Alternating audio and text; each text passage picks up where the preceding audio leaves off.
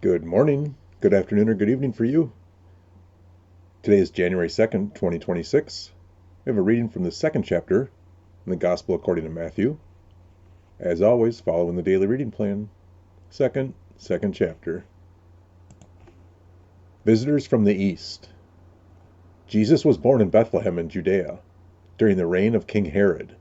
About that time, some wise men from eastern lands arrived in Jerusalem, asking, "Where is the newborn King of the Jews?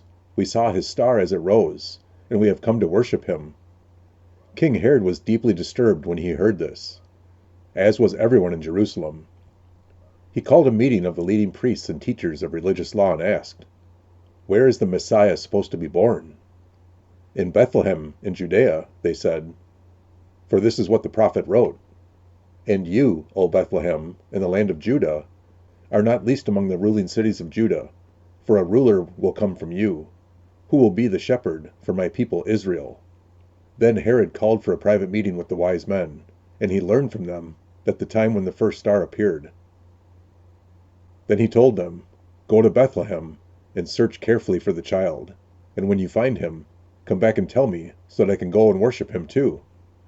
After this interview, the wise men went their way, and the star they had seen in the east guided them to Bethlehem. It went ahead of them and stopped over the place where the child was. When they saw the star, they were filled with joy. They entered the house and saw the child with his mother, Mary, and they bowed down and worshipped him. Then they opened their treasure chests and gave him gifts of gold, frankincense, and myrrh. When it was time to leave, they returned to their own country by another route, for God had warned them in a dream not to return to Herod. The escape to Egypt. After the wise men were gone, an angel of the Lord appeared to Joseph in a dream. "Get up, flee to Egypt with the child and his mother," the angel said. "Stay there until I tell you to return, because Herod is going to search for the child to kill him." That night, Joseph left for Egypt with the child and Mary, his mother, and they stayed there until Herod's death. This fulfilled what the Lord had spoken through the prophet, "I called my son out of Egypt." Herod was furious when he realized that the wise men had outwitted him. He sent soldiers to kill all the boys in and around Bethlehem who were 2 years old and under, based on the wise men's report of the star's first appearance.